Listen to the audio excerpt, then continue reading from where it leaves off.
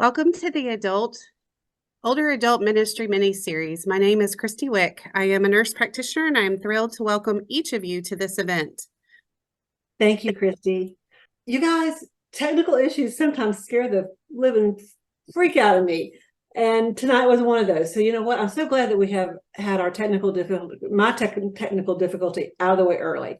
I'm Amy French, and as Christy explained, I work with the Alzheimer's Association, and I'll tell you a little bit more about the Alzheimer's Association as we move forward. But I just want to say what an honor it is to be in the presence of each and every one of you. I think you have one of the most challenging roles that God will ever bless you with, and we know that no blessing comes without everything that you need to be successful and to do things in a pleasing way for God, for yourself, and for your loved one. So let's talk about caregiver challenges. I like to call this a crash course in how to drink from a fire hose and ride a roller coaster and still look pretty. And you can see that we have a little fireman and some crazy people riding a roller coaster. And of course we have a genie, because we have to have a genie for the magic pixie dust that allows us to even live and survive. So, and I am not able, there we go.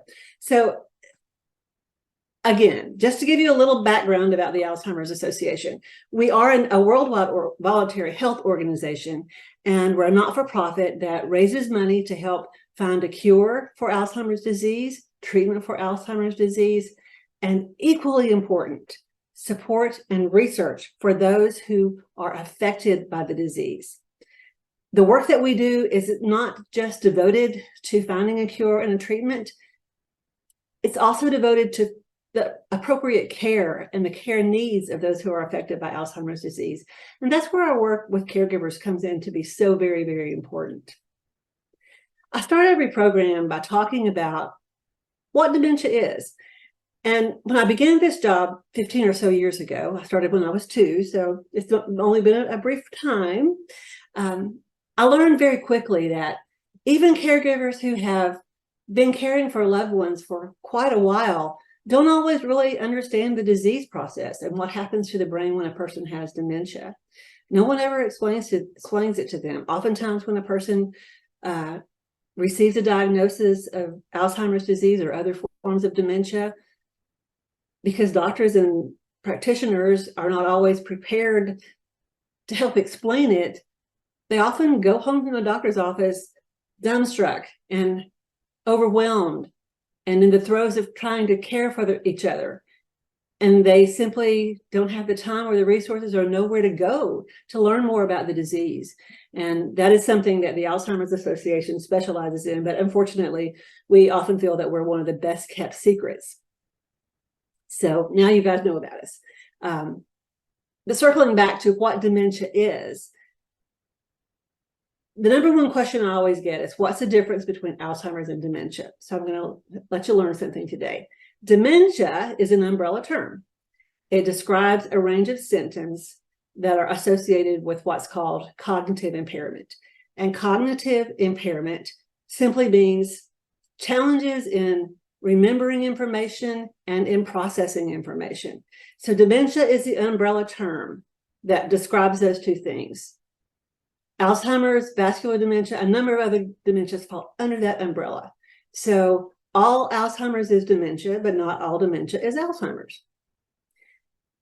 If you're looking at conditions that affect cognition, you're also looking at these same things, creating challenges with behaviors, even psychological symptoms. And it is a disease process. It's not a normal part of aging. So one of the things that I think helps caregivers to understand is that it's not the fault of the person that has the disease. It's not the fault of you as a caregiver that it's hard and that it's challenging. It is the nature of the disease. And understanding more about the disease helps us understand more about the behaviors and the challenges that can arise and helps us process those things. So more than 7 out of 10 people with Alzheimer's disease live at home. So most of the care for people who are affected by Alzheimer's disease does not happen in a nursing home setting or in a hospital setting or in an assisted living setting. And about 75% of home care is given by family and friends, by the yous and the me's of the world, not by paid, trained caregivers. When you began your caregiver journey, you were not prepared. No one handed you a guidebook. No one handed you the 10 easy steps to caregiving. That doesn't exist, unfortunately. We've got 6 million Americans living with Alzheimer's disease currently, and over 15.7 million caregivers who are family and friends, again, untrained and often unprepared, especially when it first occurs. So it's learning as you go, drinking from that fire hose that I referred to earlier. So all of us are caregivers at some point in time.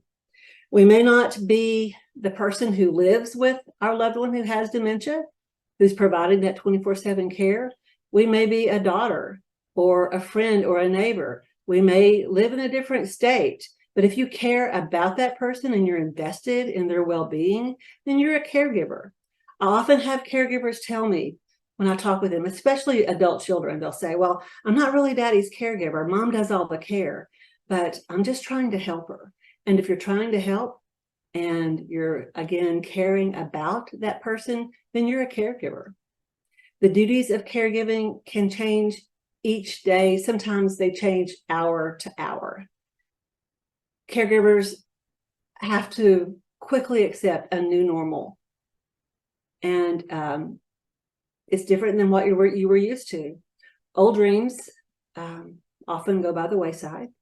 And caring for someone with dementia is quite different from caring for someone who has other physical conditions.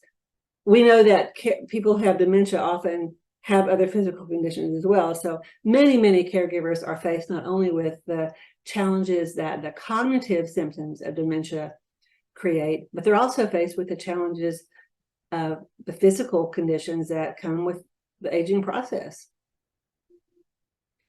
Caregivers often feel that they need to do everything themselves.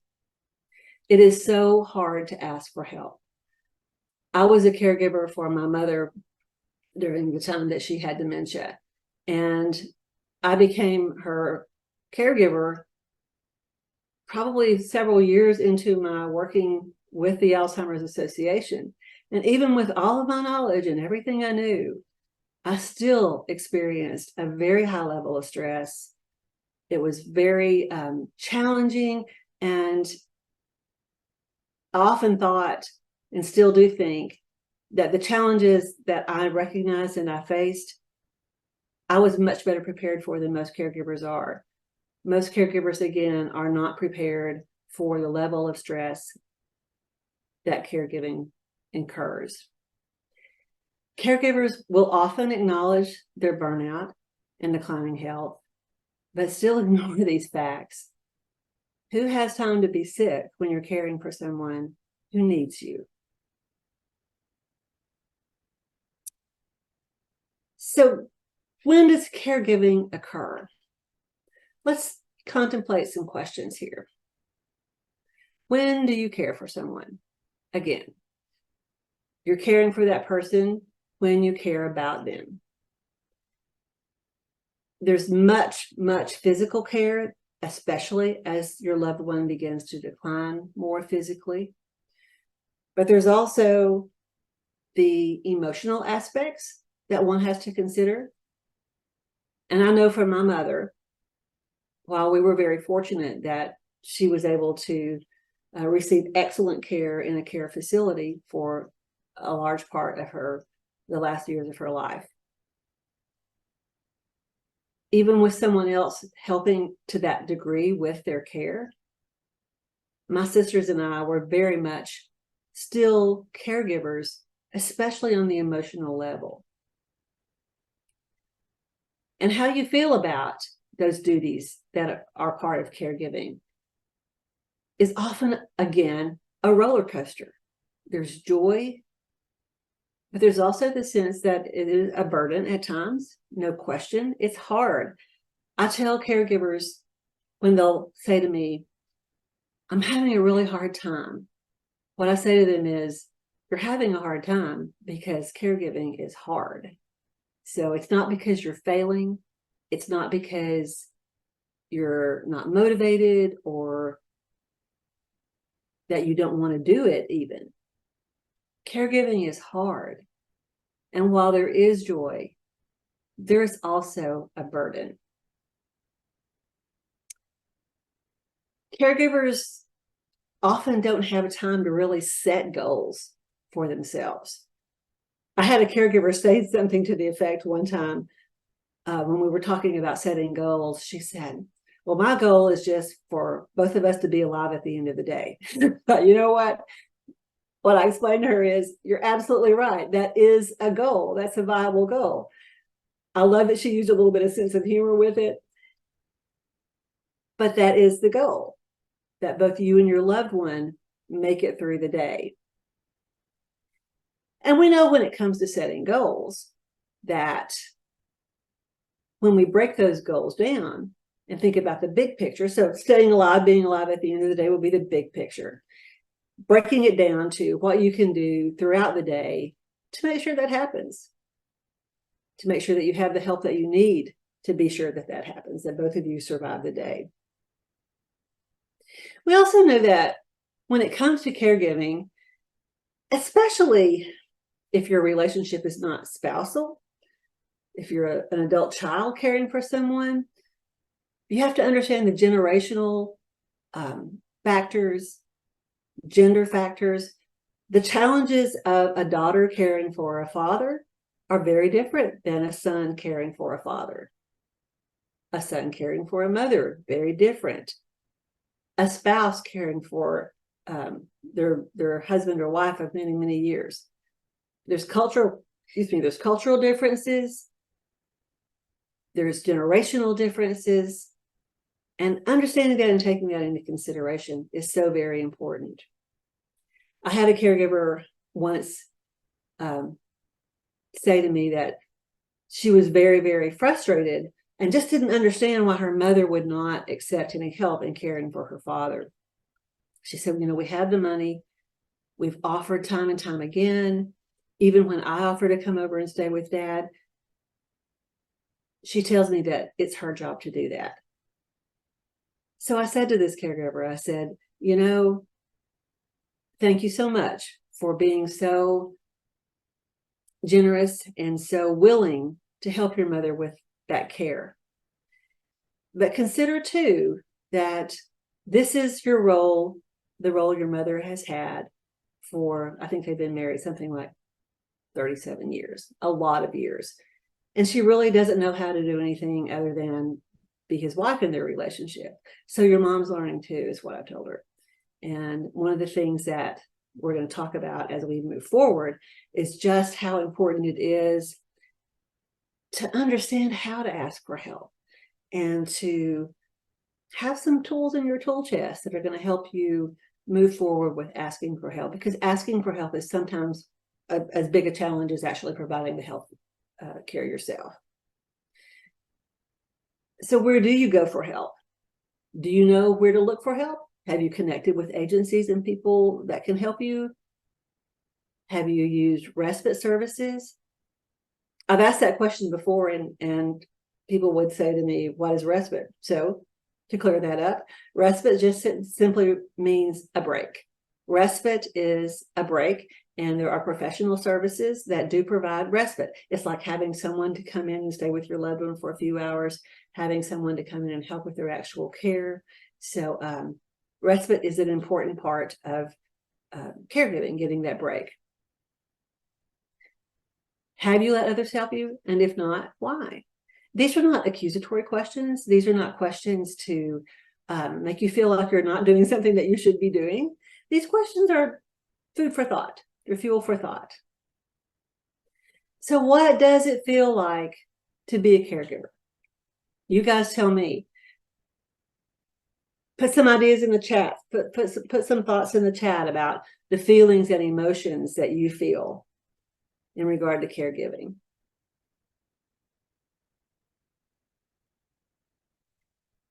We know that as caregivers, we feel a variety of emotions. They all can happen all in the same day.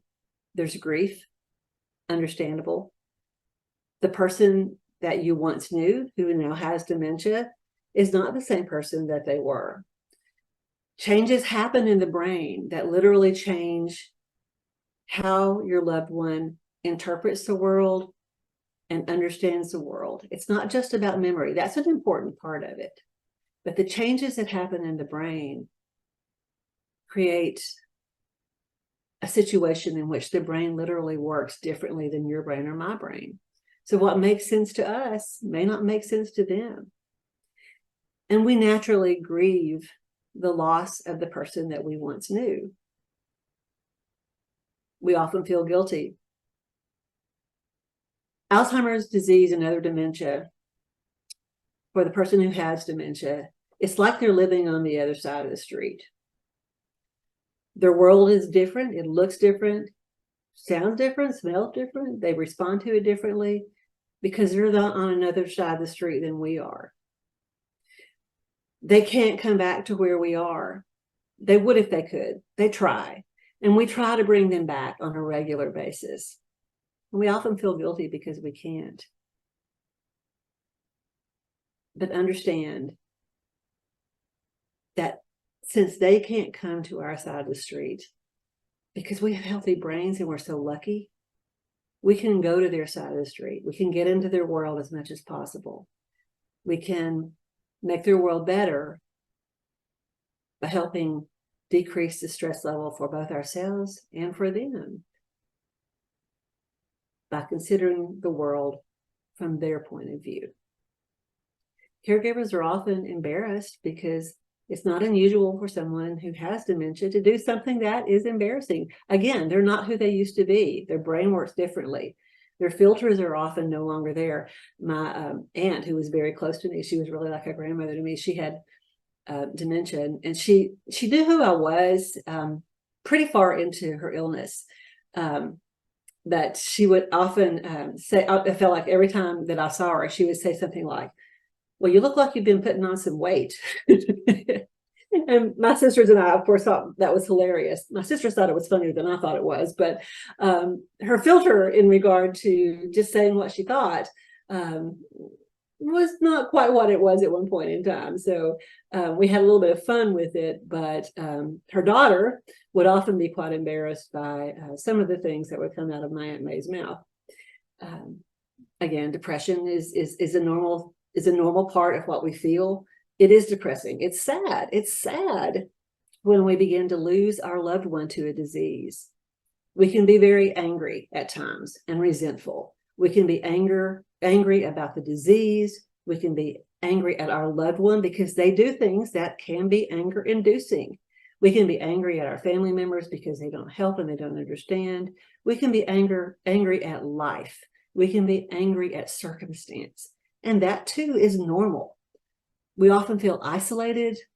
There is a sense of hopelessness and sadness at times.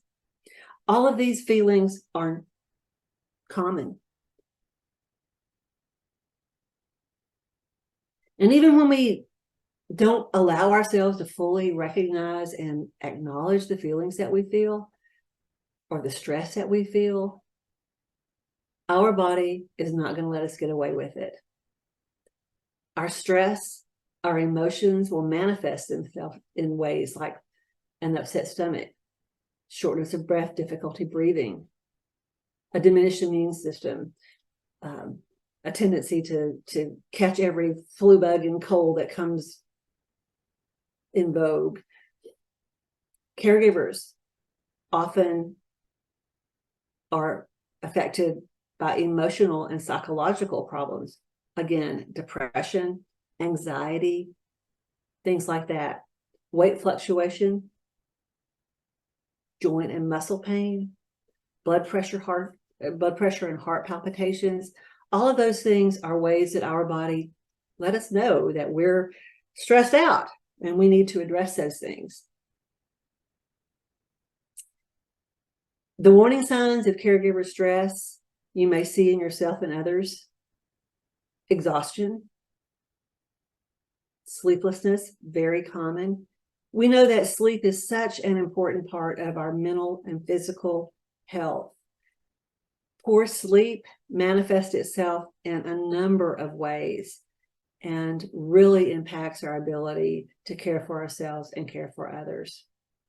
If you're exhausted and you're not getting a good night's sleep, and you are drinking from that fire hose and trying to ride that roller coaster all at the same time, irritability is going to be a pretty normal part of it. Poor concentration and other health problems are very common among caregivers. So how do we cope? Amy, I was going to let you know you've had several answers in the chat, and most all of them you've covered in your last couple of slides. I'm so glad. Thank you, Christy, for jumping in and for monitoring that chat. Yeah, the feelings are all over the place, as we all know, and as unusual as they are, they're also very, very common for all of us. And again, those feelings and that stress that we feel, we do the best we can to cope. We're all doing the best we can. We oftentimes feel we're not as caregivers, but we are. Sometimes these coping skills that I've listed here, it looks like kind of a negative list, but I'll tell you, sometimes denial is the best way to get through the day. We all know that. If we sit and think about all that we have to do and all the challenges that are before us, we would fall apart. So a certain amount of denial, don't blame yourself for it. A certain amount of anger, again, social withdrawal, anxiety, and even depression. All of these things are, again, coping skills. But do be aware that if those coping skills, if that depression, that anxiety in particular, becomes debilitating, it is very important that the caregiver, him or herself, address those things so that they can have a quality of life as well, and so that they can continue in their role as caregiver. Being a caregiver requires that we have what I like to call a stress toolbox.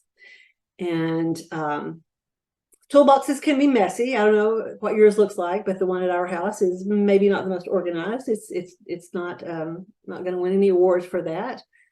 But when it comes to caregiver stress toolboxes, there's kind of four major components that we need to really look at: physical health, emotional health, mental health, and spiritual health.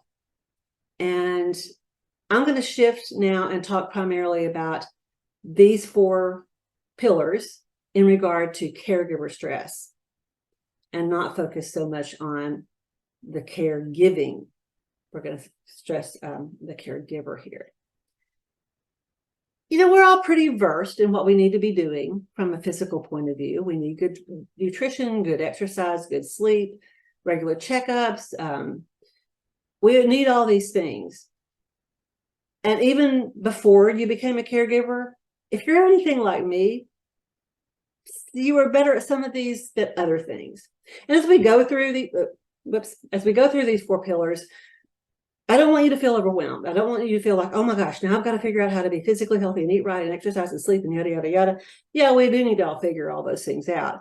But as we go through these pillars, I invite you to think about one thing you can do in each pillar in the next day, next week or so, that's going to improve your stress level and help build your toolbox. A good example for that might be in the physical slot of your toolbox. Maybe hydration. Maybe you fill a pitcher of water, put it in the refrigerator, and make it your goal to drink all of that water by the end of the day. That will be a really good goal to have, and it's doable. When we set goals to improve our toolbox, it's so important that we give ourselves easy goals. We have enough hard things. Let's give ourselves a break. And when you finish that last glass of water out of that big pitcher, you know what? You get that sense of accomplishment. So that's a win. Emotional toolbox. Deal with your feelings and honor them. Use your support system. Ask for and accept help. Get regular respite get that break, and know that it's okay to cry. Maybe one of the things that you put in your emotional toolbox is to honor your feelings, to do a literal feelings check.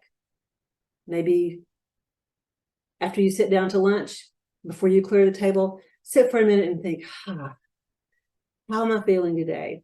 One of my little tricks that I do with myself is I'm a journaler, so I journal in the morning. I have the luxury of doing that. As I'm having my coffee, I journal and I do what I call my feelings check. And I think, okay, who's driving the Amy bus today? What emotion is in charge? What feeling is in charge? Who's going to drive the bus? Who's going to dictate how I interpret my day? And that's always a helpful thing for me. So little things like that can really make a huge difference in our emotional health. Same with mental health. We have a lot of power in regard to how we interpret our world and how we think. Give up on perfectionism. I think that probably most of you on this call have already given up on perfectionism, but don't think of it as giving up. You've freed yourself. You've given yourself permission not to be perfect. Not because you're failing, but because you have the freedom to not let perfection be the one who drives your bus today. Positive thinking is a very powerful thing, and a sense of humor. That is sort of maybe the most fun thing in your caregiver toolbox, because we know that our loved ones who have dementia can do some pretty unusual things. And as caregivers often tell me, you have to laugh or you're just going to cry. So give yourself that humor. That spiritual aspect of our toolbox is so important. Meditation, prayer, connecting, those rituals that we have. One of my things I do in this regard in my morning time when I have my coffee and I journal, I call it my fives. I pray for 5 people other than myself.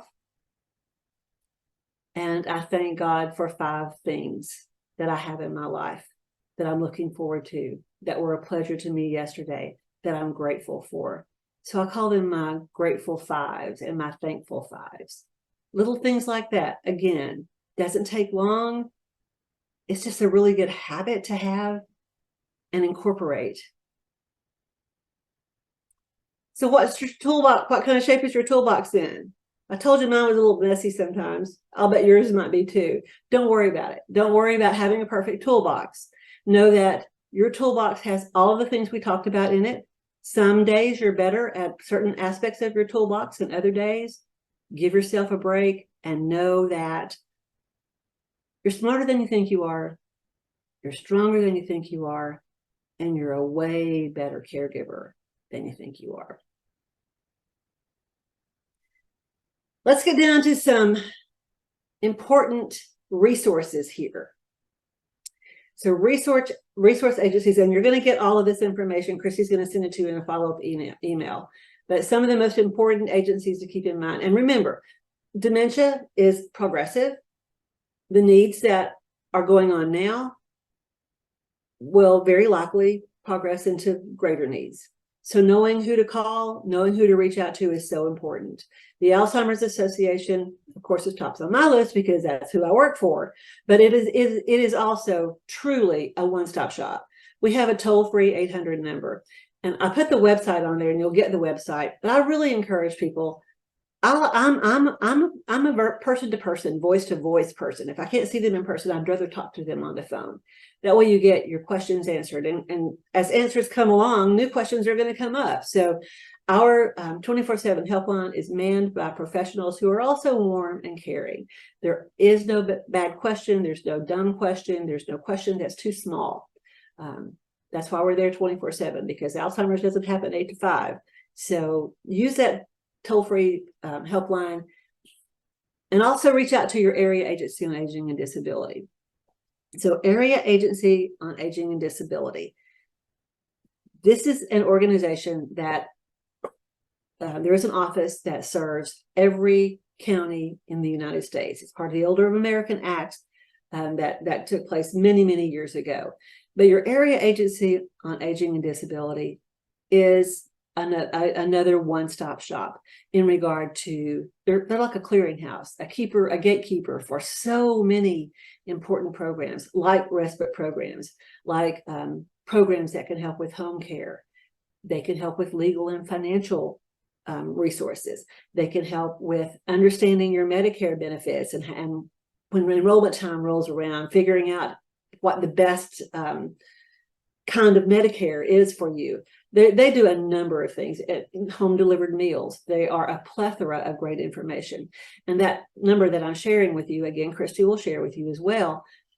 Again, you call that number and it will ring to whatever area agency on aging and disability serves your area. So you don't have this one-stop shop, one number. Engaging communities, of course, is a very important resource. And another resource that is, I think, very much underutilized is the VA.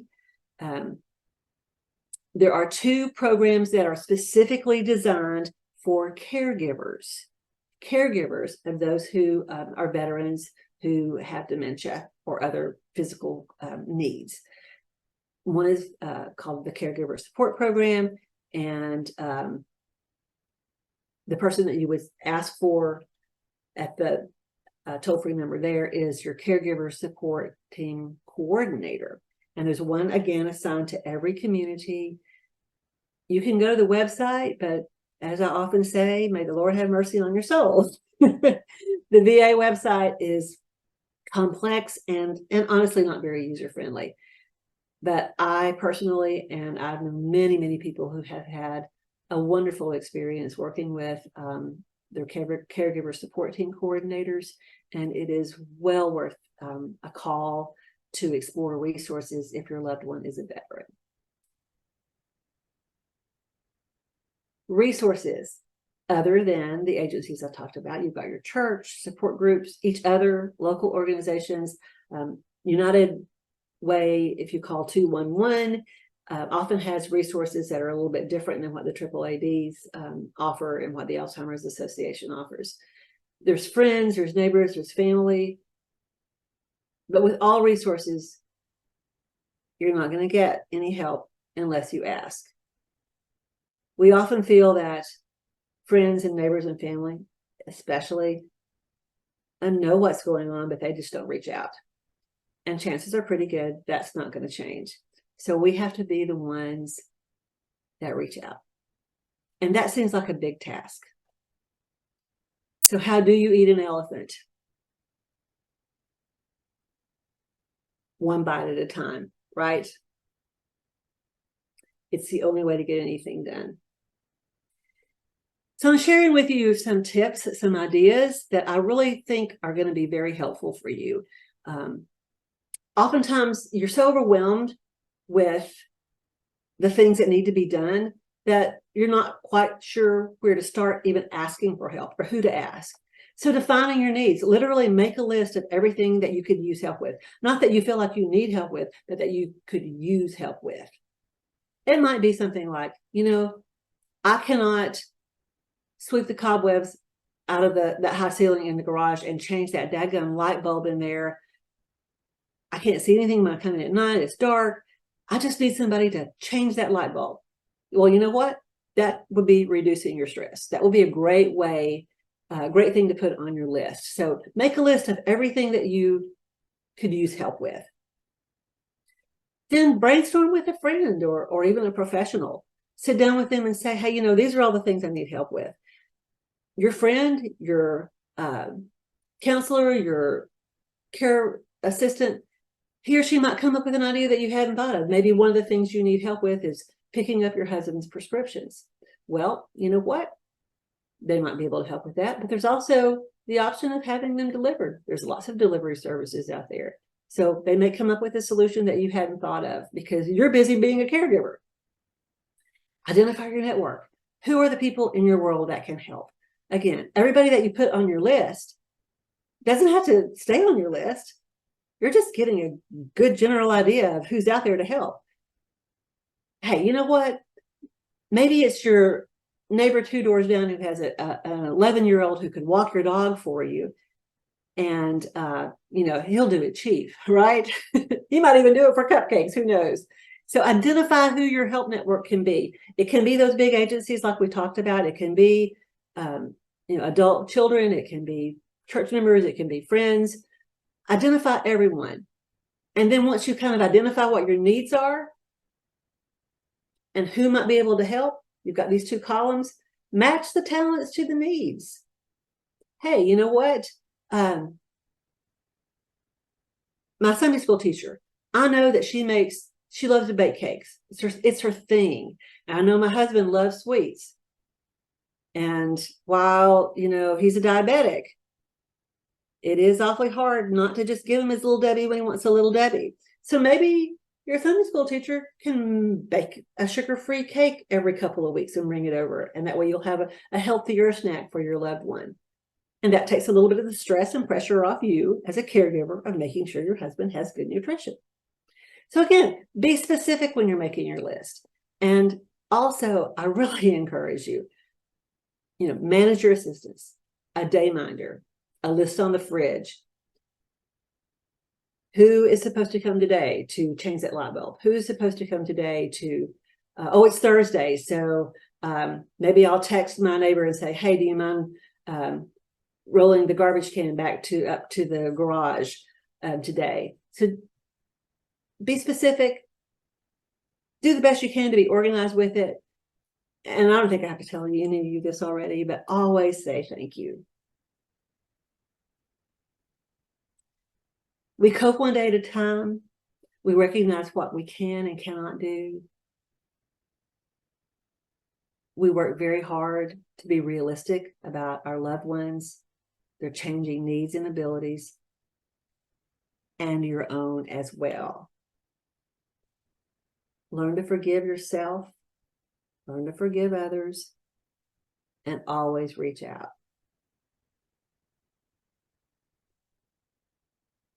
I came across this quote probably about 10 years ago, and it's actually on my desk. I look at it often and read it almost every day.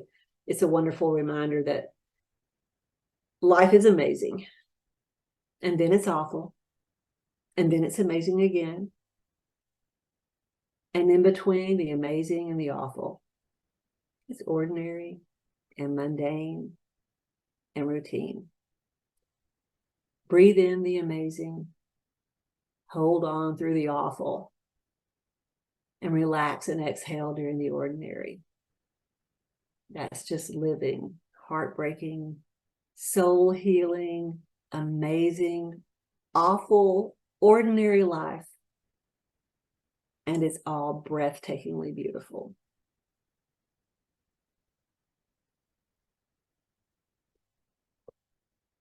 I hope that the things we talked about today have given you some good ideas, some good resources, some good tools for your toolbox. And I think, Christy, correct me if I'm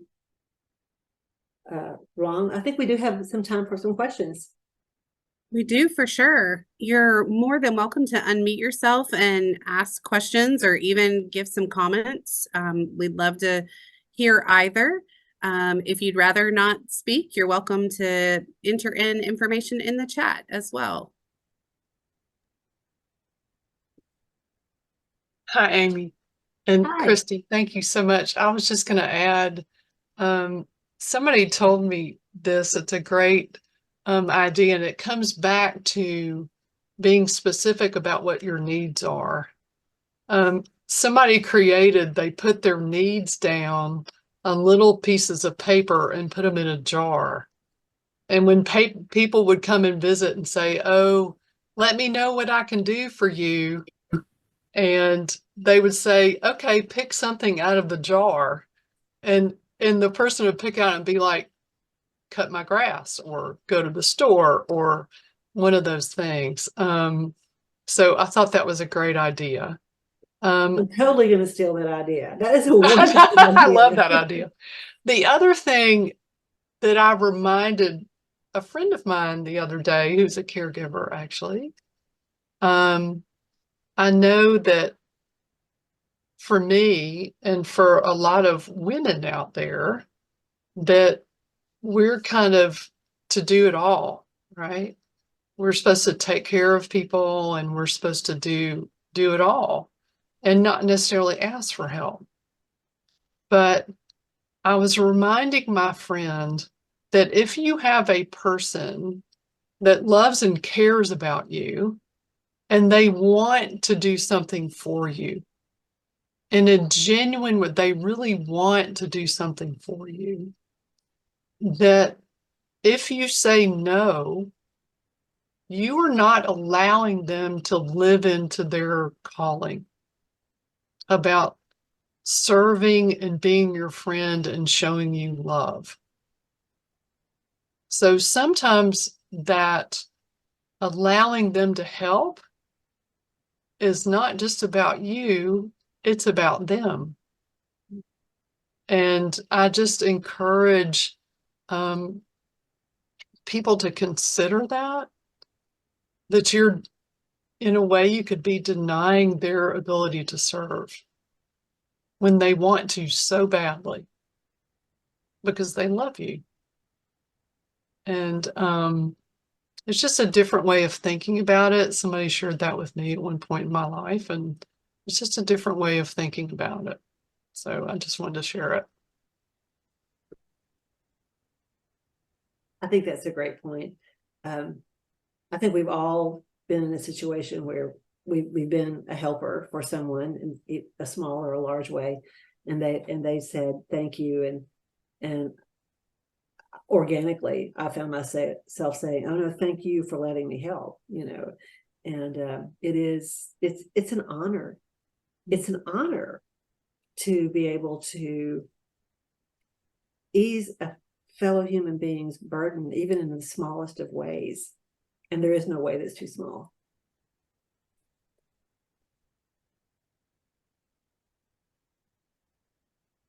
Does anyone else have anything else they would like to add? Comments or questions? There is a question asking if the Alzheimer's Association has an online support group online support group. We do. And probably the best way to find that would be to call our 800 number, and they can in turn provide you with the website. I'm not going to lie, I don't remember it off the top of my head, and I'll probably tell it to you wrong. But there are online forums that the Alzheimer's Association helps vet and organize. There are caregiver blogs that are out there that are very good, that are oftentimes affiliated, and even, of course, there's lots out there that aren't affiliated with the Alzheimer's Association that are still very, very helpful. So I do encourage you, especially if you feel comfortable in the tech world, to look at online support groups, to look at online forums. If you're a Facebooker, there's Facebook pages that are often very helpful. And it's not just about getting those helpful tips. Those are important, of course, but it's about getting that support and that connection. Christy and I, before we started the program, we were chatting as we were waiting for time to come to start, and we were talking about how our world changed so drastically during COVID, and there was a time when our only way to communicate with each other was virtually, and we kind of swung back once we were able to be in person again to which is usually the preferred way to communicate and interact. But I think that I know that, for my organization and for me personally, we kind of swung all the way back over. And now I think we're coming back to the middle ground where we are reminded once again through meetings like this that, it's a great way to connect. It's a great way to bring it home that you're not alone, that the challenges you face, the isolation that results from that, there's no perfect solution, but this is one of the many solutions that come together to make life better for you and for your loved one. I also throw out that a lot of our senior centers in our community offer a plethora of information and resources and um, care options and all sorts of things. I've been associated with them in my work, and they also provide you with an in-person type of resource. So I highly recommend tapping into that if you're in an area that has a good senior center. The other thing I just wanted to mention briefly before we close is our work here at UTC over the past year has been focused on working with faith and religious communities to offer education and support, not only for congregation members and caregivers, but also for volunteers and leaders as well. So that if you recognize a need in your community or your congregation for services to support caregivers such as support groups or a respite program or a hospitality program, um, intergenerational, pairing children with older adults or teenagers with older adults for activities. We provide a lot of that support here and help. If we don't have a program that will meet the need that you have, we'll get you in contact with an expert who does. Our next panel, as an example, will be on legal issues, and Laura Brown from the Tennessee Alliance for Legal Services will be presenting about general legal issues, and she always has the most questions asked. She's the reigning winner of all things questions, but she's great. She loves to really dig in and answer questions. It has to obviously answer in general terms, but that's just one example of how we can link not only individuals but churches and congregation with programs that you may need, because our goal really, aside from supporting each other and empowering the church, is really to help eventually serve our communities and those who are vulnerable as well outside of our churches. So please feel free to reach out if you have interest in looking at programs or have needs in your church that we can help fill. We'd love to do that for you. Christy, I know I had a little trouble getting on tonight, but and I wasn't here for an opening prayer, but I do have a closing prayer. You have a closing prayer. Excellent. That's fantastic. You know you're not going to get out of it without For sure. praying some For way. sure. So if you will do that, that would be wonderful. And thank you all again for attending tonight. So let us pray. Lord, thank you for the comfort of our time together. Be with us in the coming days.